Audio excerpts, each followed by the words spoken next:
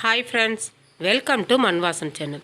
இன்றைக்கி நம்ம சேனலில் பார்க்க போகிற ரெசிபி முருங்கைக்கீரையில் சாம்பாருங்க. எப்படி முருங்கைக்கீரை சாம்பார் வைக்கலாம் பார்க்கலாங்க. இப்போ பார்த்திங்கன்னா முருங்கைக்கீரை எடுத்துக்கணுங்க. ஒரு 100 கிராம் துவரம்பருப்பு, ஒரு தக்காளி, ஒரு 3 பச்சை மிளகாய் எடுத்துக்கணுங்க. இதை நல்லா கழுவிட்டு நம்ம வேக வச்சுக்கலாம். கீரையும் நல்லா உருவி எடுத்துக்கலாங்க. இப்போ நல்லா கழுவியாச்சு. இப்போ நம்ம குக்கரில் சேர்த்துக்கலாங்க. பருப்பு வந்து ஒரு 4 விசில் வச்சுக்கலாங்க. இப்போ நம்ம முருங்கைக்கீரையில் கடையிலலாம் பார்த்துருப்போம். ஆனால் முருங்கைக்கீரை சாம்பார் கூட்டு மாதிரியே நல்லா சூப்பராக இருக்குங்க. நீங்கள் ஒரு தடவை செஞ்சு பாருங்கள், சுவை பிடிச்சிருக்கும் உங்களுக்கு. அடிக்கடி செய்வீங்க. அவ்வளோதாங்க, ஒரு 4 விசில் வரட்டும். விசில் வந்துடுதுங்க, இது அப்படியே இருக்கட்டும். இப்போ அதுக்கு தாளிப்பு போட்டுடலாங்க. கேஸ் ஆன் பண்ணிவிட்டு ஒரு கடாய் வச்சுக்கோங்க.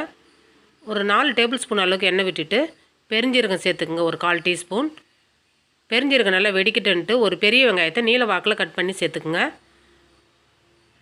இப்போ நான் பெரிய வெங்காயம் சேர்க்குறேங்க. நீங்கள் சின்ன வெங்காயம் இருந்து சேர்த்திங்கன்னா இன்னும் சாம்பார் சூப்பராக இருக்கும். கொஞ்சம் பாதி அளவுக்கு வதங்கினதும் ஒரு 2 தக்காளியை நம்ம சேர்த்துக்கலாங்க. தக்காளி கூடுதலாக சேர்க்கணும். ஒரு பச்சை மிளகாவை நீல வாக்கில் கட் பண்ணி சேர்த்துக்கலாங்க. ஏன்னா நம்ம புளி சேர்க்க போகிறதில்ல, அதனால் தக்காளி கொஞ்சம் கூடுதலாக சேர்த்துக்குங்க.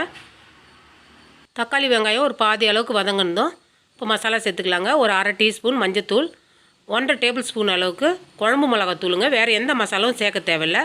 இப்போ தேவையான உப்புங்க. மசாலா சேர்க்கும்போது அடுப்பை வந்து ஸ்லோவில் வச்சுட்டு நீங்கள் மசாலா சேருங்க, ஏன்னா மசாலா கருகிடும். அவ்வளோதாங்க. இப்போ நம்ம வேக வச்சுருக்கிற துவரம்பருப்பை எடுத்து இதில் சேர்த்துக்கலாங்க. இப்போ தக்காளி பச்சை மிளகாலாம் சேர்த்து நம்ம வேக வச்சனால மத்து போட்டு ஒரு கடையில் கடைஞ்சிட்டு அதுக்கப்புறம் சேர்த்துக்குங்க. இப்போ கொஞ்சமாக தண்ணி சேர்த்துக்கலாங்க. இப்போ சாம்பார்ன்றதெல்லாம் கொஞ்சம் கட்டியாக இருந்தால் தான் நல்லாயிருக்கும். இப்போ பச்சை பூண்டை மேலே தட்டி போடுங்க. ஒரு 10 பல் பூண்டை உரிச்சிட்டு நல்லா தட்டி போடுங்க. இப்போ மூடி போட்டு அந்த மசாலாவோடைய பச்சை வாசனை போகிற அளவுக்கு நம்ம கொதிக்க விடணுங்க. கொதிச்சதுக்கு அப்புறம் நம்ம முருங்கைக்கீரையை நம்ம ஆஞ்சி வச்சுருக்கோம் இல்லைங்களா, அதை சேர்த்துக்கலாங்க. முருங்கைக்கீரை சேர்த்துட்டு ஒரு 2 நிமிஷத்துலேயே நீங்கள் எடுத்துடணும். ரொம்ப வேக விடக்கூடாதுங்க. அதனுடைய நிறம் மாறுறதுக்குள்ளே நீங்கள் எடுத்துடணும். அவ்வளோதாங்க. மேலே வந்து தேங்காவை 1/2 மூடி தேங்காவை நான் சேர்க்குறேன்.